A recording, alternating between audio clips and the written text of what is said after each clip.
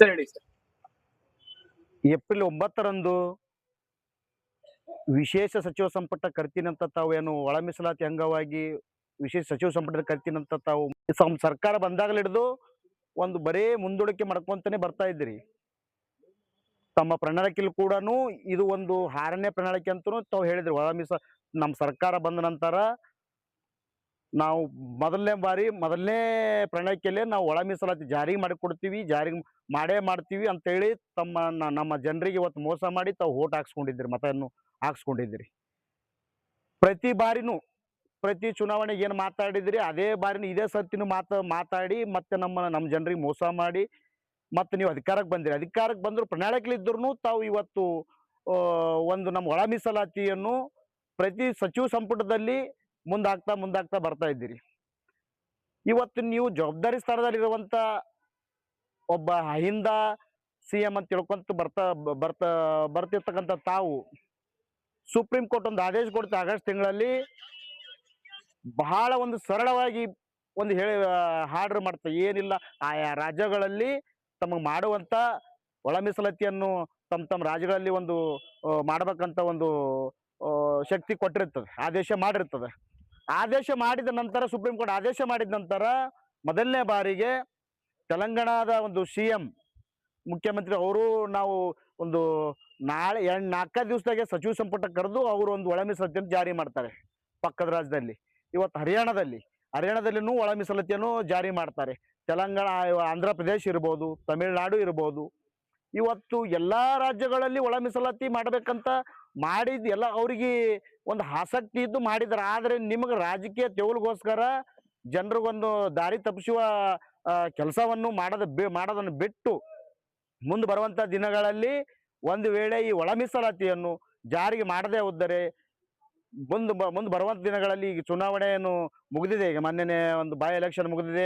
ಮುಗಿದ ನಂತರ ನಾವು ಸಚಿವ ಸಂಪುಟ ಮಾಡಿ ಕೇಸಿಂದ ಕರೆದು ಮಾಡ್ತೀವಿ ಅಂತ ಹೇಳಿದ್ರೆ, ಒಂದು ವೇಳೆ ಸಚಿವ ಸಂಪುಟದ ಈ ವಿಷಯ ತಗೊಂಡು ಒಳ ಮೀಸಲಾತಿ ಜಾರಿ ಮಾಡದೇ ಇದ್ದರೆ ದೊಡ್ಡ ಪ್ರಮಾಣದ ಇಡೀ ರಾಜ್ಯದಂತ ಹಳ್ಳಿಯಿಂದ ಹಿಡ್ಕೊಂಡು ನಗರದಲ್ಲಿ ಪ್ರತಿ ಗ್ರಾಮಗಳಲ್ಲಿ ಇಡೀ ರಾಜ್ಯ ತುಂಬಾ ಬೆಂಗಳೂರು ವಿಧಾನಸೌಧ ಸುತ್ತುವರೆದು ಈ ಒಂದು ಪ್ರತಿಭಟನೆ ಮಾಡಬೇಕಾಗ್ತದ.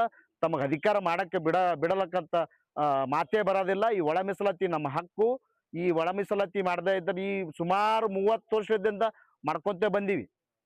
ನಮಗನ್ಸ ಮಟ್ಟಿ ಒಂದೇ ಸಮಾಜದವರು ಒಳ ಮೀಸಲಾತಿ ಕೇಳ್ತಕ್ಕಂಥ ಯಾರಾದ್ರೂ ಅದು ನಮ್ಮ ಮಾದಿಗ ಸಮಾಜದವರು. ಅದನ್ನು ತಿರಸ್ಕರಿಸೋದ್ರು ಯಾರು ಇದ್ರೆ ಅದು ಕಾಂಗ್ರೆಸ್ ಸರ್ಕಾರದವರು. 30 ವರ್ಷದಿಂದ ನಾವು ಹಗಲ ರಾತ್ರಿ ನಮ್ಮ ಹಿರಿಯರು ಎಷ್ಟೋ ಜನ ತೀರ್ಕೊಂಡ್ರು, ಎಷ್ಟೋ ಜನ ಕೈಕಾಲು ಮುರ್ಕೊಂಡ್ರು, ಎಷ್ಟೋ ಜನ ಇವತ್ತು ಜೈಲಲ್ಲಿ ಹೋಗಿದ್ದಾರೆ. ಇದಕ್ಕೆಲ್ಲ ಪ್ರತಿಫಲವಾಗಿ ಇದಾದ್ರೂ ಸ್ವಲ್ಪ ಎಚ್ಚೆತ್ತುಕೊಂಡು ಮುಖ್ಯಮಂತ್ರಿ ಅವರಿಗೆ ಒಂದು ಒಳ ಮೀಸಲಾತಿ ಜಾರಿ ಮಾಡಬೇಕಾಗಿ ತಮ್ಮಲ್ಲಿ ಕೇಳ್ಕೊಳ್ತೇವೆ. ಮಲ್ಲಿಕಾರ್ಜುನ್ ಜಿನಕೇರಿ.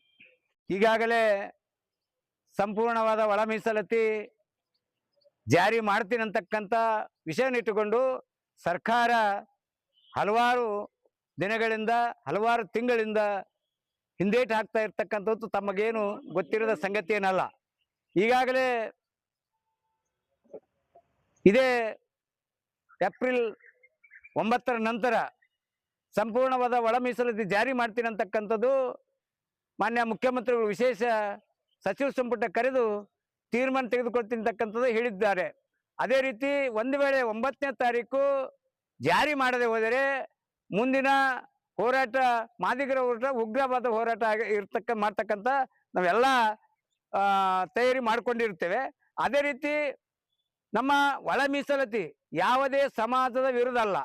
ನಮ್ಮಲ್ಲಿ ಒಳ ಮೀಸಲಾತಿ ಕೇಳ್ತಕ್ಕಂಥದ್ದು ಯಾವುದೇ ಆಯೋಗ ರಚನೆ ಮಾಡಿದ್ರು ಕೂಡ ಅದು ಕೂಡ ಆಯೋಗಗಳು ಎಲ್ಲ ಆಯೋಗಗಳು ಅವೈಜ್ಞಾನಿಕವಾದ ಹೇಳಿಕೆ ಕೊಡ್ತಕ್ಕಂಥ ನಮ್ಮ ಸೋದರರಿಗೆ ಹೇಳಕ್ ಬಯಸ್ತಾ ಇದ್ದೀನಿ.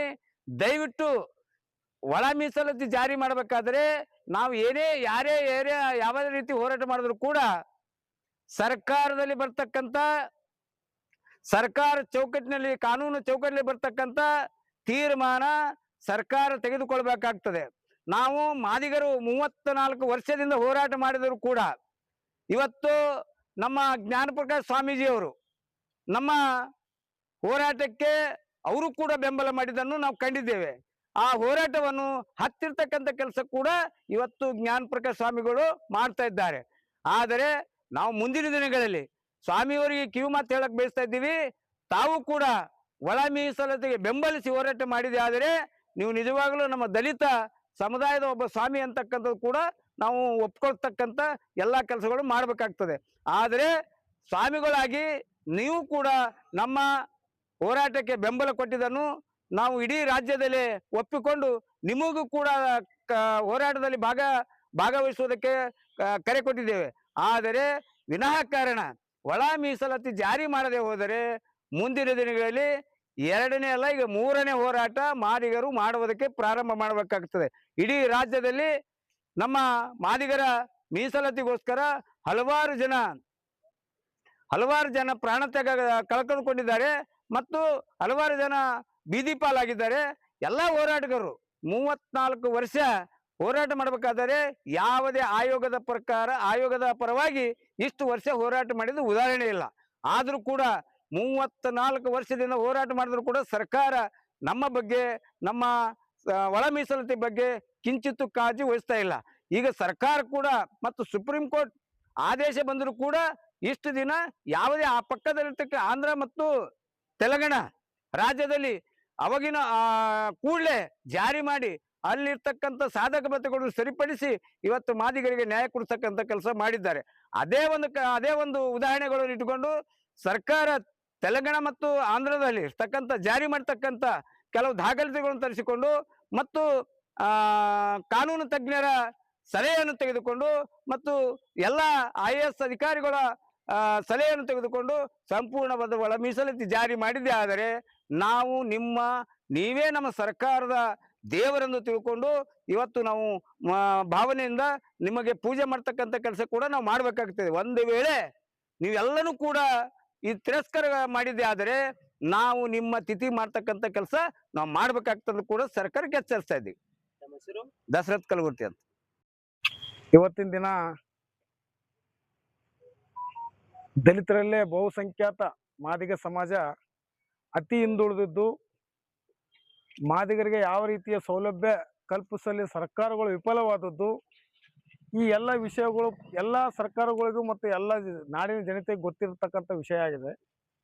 ಮತ್ತು ಮುಗ್ಧ ಮಾದಿಗರು ಸುಮಾರು 35 ವರ್ಷಗಳಿಂದ ಹೋರಾಟ ಮಾಡ್ತಾ ಬಂದಿದ್ದಾರೆ. ಒಳ ಮೀಸಲಾತಿ ಬೇಕಂತ ಹೇಳಿಸಿ ಅದು ನ್ಯಾಯಯುತವಾಗಿದ್ದು ಮತ್ತು ಈ ಬೇಡಿಕೆ ತಕ್ಕಂತೆಯೇ ಸುಪ್ರೀಂ ಕೋರ್ಟ್ ಸಹಿತ ಒಂದು ತೀರ್ಪು ನೀಡಿದ್ದು ಮತ್ತು ಪರಮ ಪೂಜ್ಯ ಡಾಕ್ಟರ್ ಬಾಬಾ ಸಾಹೇಬ್ ಅಂಬೇಡ್ಕರ್ ಒಂದು ಆಶಯ ಇತ್ತು, ಅತಿ ಹಿಂದುಳಿದವರಿಗೆ ದಲಿತರಿಗೆ ನ್ಯಾಯ ಸಿಗಬೇಕು, ಸಾಮಾಜಿಕ ನ್ಯಾಯ ಎಲ್ಲರ ಬಳಿ ಸಮಾನತೆ ಬರಬೇಕು ಅಂತ ಏನು ಅವ್ರು ಹೋರಾಟ ಮಾಡ್ತಿದ್ರು, ಅವ್ರೇನು ಆಶಯ ಇತ್ತು. ಅದ್ರ ತಕ್ಕಂತೆ ಏನು ಹೋರಾಟ ಇದೆ, ಈ ಹೋರಾಟಕ್ಕೆ ಸರ್ಕಾರ ಕ್ಯಾರೆ ಮಾಡ್ತಾ ಇಲ್ಲ ಮತ್ತು ಮಾದಿಗರ ಜೊತೆ ಆಟ ಆಡ್ತಿದೆ. ಈ ಒಂದು ರಿಸರ್ವೇಷನ್ ಏನಿದೆ ಅದರಲ್ಲಿ ಒಳ ಮೀಸಲಾತಿ ಕೊಡೋದ್ರಾಗ ಏನು ತಪ್ಪಿಲ್ಲ ಅಂತ ಬಾಬಾ ಸಾಹೇಬರ ಒಂದು ಆಶಯವೇ ಆಗಿತ್ತು. ಒಳ ಮೀಸಲಾತಿ ಅಪ್ಪ ಅಂದ್ರೆ ಯಾರಿಗೆ ಮೀಸಲಾತಿ ಸೌಲಭ್ಯ ಸಿಕ್ಕಿಲ್ಲ ಸರ್ಕಾರದ್ದು, ಯಾರಿಗೆ ಒಂದು ಶೈಕ್ಷಣಿಕವಾಗಿ, ರಾಜಕೀಯವಾಗಿ, ಸಾಮಾಜಿಕವಾಗಿ ಒಂದು ಸೌಲಭ್ಯಗಳು ಸಮಾನವಾಗಿ ಸಿಕ್ಕಿಲ್ಲ, ಅವ್ರಿಗೆ ಕಲ್ಪಿಸ್ಕೊಡುವಂಥದ್ದು ಒಂದು ಹೋರಾಟನೇ ಒಳ ಮೀಸಲಾತಿ ಹೋರಾಟ ಅದು. ಆದರೆ ಕೆಲವೊಬ್ಬರು ಬೇಕಾಗಲಾಗಿರ್ಬೋದು ಅಥವಾ ತಿಳಿವಳಿಕೆ ಇರಲಾರ್ದಾಗಿರ್ಬೋದು, ರಿಸರ್ವೇಷನ್ ಸಾಕು ನಮಗೆ, ಯಾಕಪ್ಪ ಅಂದ್ರೆ ರಿಸರ್ವೇಷನ್ದಾಗ ನಾವು ಓದಿ, ನಾವು ಕಷ್ಟಪಟ್ಟು ಓದಿ ಶಿಕ್ಷಣ ಪಡೆದು ನಾವು ನೌಕರಿ ತೊಗೊಂಡಿದ್ದೀವಿ, ನೀವು ಮಾಡಬೇಕಾಗಿತ್ತು ಅನ್ನೋ ಮಾತು ಕೇಳಿದೀವಿ ನಾವು. ಬಾಬಾ ಸಾಹೇಬರ ಆಶೆನೂ ಅದೇ ಆಗಿತ್ತು. ರಿಸರ್ವೇಷನ್ ಸಿಕ್ಕ ಮೇಲೆ ಯಾರು ಸೌಲಭ್ಯ ತೊಗೊಂಡಿರಿ, ಯಾರು ಶೈಕ್ಷಣಿಕವಾಗಿ ಮುಂದುವರೆದಿರಿ, ರಾಜಕೀಯವಾಗಿ ಮುಂದುವರೆದಿರಿ ಮತ್ತು ಎಲ್ಲ ಸೌಲಭ್ಯ ಪಡೆದಿದ್ದೀರಿ, ನೀವು ಪಡೆದವ್ರು ನೀವು ಜನರಲ್ ಹೋಗ್ಬೇಕಾಗಿತ್ತು. ಯಾರು ಸಿಕ್ಕಿಲ್ಲ ಅವ್ರಿಗೆ ಮಾತ್ರ ಇದು ರಿಸರ್ವೇಷನ್ ಇದೆ.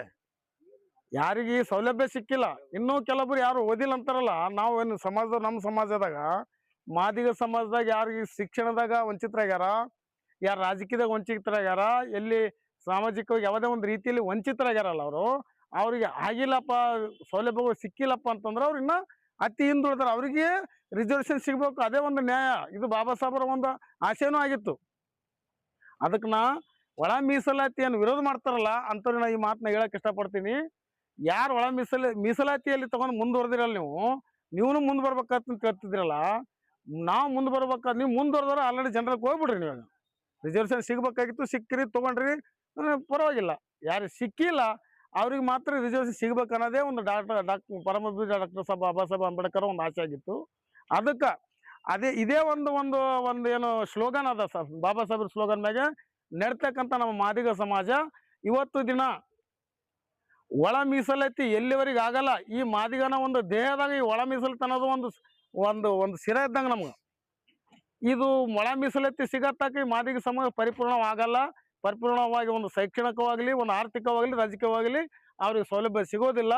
ಹಂಗಾಗಿ ಈ ವಿಷಯ ಸುಪ್ರೀಂ ಕೋರ್ಟ್ ಒಂದು ತೀರ್ಪುನ ಸಿಕ್ಕಿದೆ. ಅದಲ್ದ ಮುಖ್ಯಮಂತ್ರಿ ಸ್ವತಃ ಅವ್ರಿಗೆ ಭೀ ಮನವರಿಕೆ ಇದೆ. ಇದು ಆದ್ರೂ ಸಹಿತ ಕೊಡಲು ವಿಳಂಬ ಮಾಡ್ತಾರಪ್ಪ ಅಂದ್ರೆ ಇದು ಬಹಳ ಒಂದು ಶೋಕನೇ ವಿಷಯ ಅದು. ಇದು ಇವತ್ತಿನ ದಿನದಲ್ಲಿ ಈ ಮೇಲಿಂದ ಮೇಲೆ ಡೇಟ್ಗಳು, ದಿನಾಂಕಗಳು ಕೊಟ್ಟು ಸಚಿವ ಸಂಪುಟ ವಿಶೇಷ ಕರಿತೀವಿ ಅಂತೇಳಿ ಡೇಟ್ ಕೊಟ್ಟು ಮುಂದಾಗ್ತಾ ಬಂದಿದ್ದಾರೆ. ಕಾಲ ವಿಳಂಬ ಮಾಡ್ತಿರ್ತಾರೆ, ಕಾಲ ಹರಣ ಮಾಡ್ತಿದ್ದಾರೆ. ಸಾಕಷ್ಟು ವಿದ್ಯಾರ್ಥಿಗಳು ತಮ್ಮ ಓದು ಮುಗಿಸಿ ಉದ್ಯೋಗ ಪರಿತಪ್ತಾ ಇದ್ದಾರೆ. ಕರ್ನಾಟಕದಲ್ಲಿ ಉದ್ಯೋಗ ಸಿಗ್ತಾ ಇಲ್ಲ ಅಂತ ತಿಳ್ಕೇಸಿ ದಯವಿಟ್ಟು ನಮ್ಮದೊಂದು ಮನವಿ ಇದೆ ಮತ್ತು ನಮ್ಮದೊಂದು ಎಚ್ಚರಿಕೆ ಇದೆ. ಏನಪ್ಪ ಅಂತಂದ್ರೆ ಈಗೇನು ಉಪಚುನಾವಣೆ ಆಯಿತು, ಈ ಉಪಚುನಾವಣೆ ಮುಗಿದ ನಂತರ 9 ತಾರೀಕು ಮುಗಿದ ನಂತರ ಕೂಡಲೇ ಸರ್ಕಾರ ವಿಶೇಷ ಸಂಪುಟ ಸಭೆ ಕರೆದು ಈ ಒಳ ಮೀಸಲಾತಿ, ಸಂಪೂರ್ಣ ಒಳ ಮೀಸಲಾತಿ ಮಾಡಿಕೊಡಲಿ ತಾವು ಕಾರ್ಯನಿರ್ವಹಿಸಬೇಕು. ಮತ್ತು ಆದಷ್ಟು 14ನೇ ತಾರೀಕು ಡಾಕ್ಟರ್ ಬಾಬಾ ಸಾಹೇಬ್ ಅಂಬೇಡ್ಕರ್ ಜಯಂತ್ಯೋತ್ಸವ ಒಳಗಾಗಿ ತಾವು ಇದನ್ನ ತೀರ್ಮಾನ ಕೈಗೊಂಡು ಮಾದ್ರಿಗೆ ಒಂದು ಸಿಹಿ ಸುದ್ದಿ ಕೊಡ್ಬೇಕಂತ ಹೇಳ್ಕೇಸಿ ಸರ್ಕಾರಕ್ಕೆ ನಾವು ಬೇಡಿಕೆನ ಕೊಡ್ತಿದ್ವಿ ಮತ್ತು ಎಚ್ಚರಿಕೆನೂ ಕೊಡ್ತಿದ್ವಿ. ಇದು ಒಳ ಮೀಸಲಾತಿ ಅನ್ನೋದು ಈ ಮಾದಿಗರ ಜೀವ ಇರೋ ತನಕ ಈ ಒಳ ಮೀಸಲಾತಿ ನಾವು ಬಿಡುವುದಿಲ್ಲ. ಒಳ ಮೀಸಲಾತಿ ಜಾರಿ ಆಗೋ ತನಕ ನಾವು ನಿದ್ದೆ ಮಾಡಲ್ಲ, ಊಟ ಮಾಡಲ್ಲ, ನಾವು ನಿಮ್ಮ ಸರ್ಕಾರಕ್ಕೆ ಕೆಲಸ ಮಾಡಕ್ ಬಿಡಲ್ಲ ಅಂತ ಹೇಳ್ಕೇಸಿ ಈ ಮೂಲಕ ನಾವು ಎಚ್ಚರಿಕೆ ಕೊಡ್ತೀವಿ. ರಮೇಶ್ ಎಚ್ ವಾಡೇಕರ್.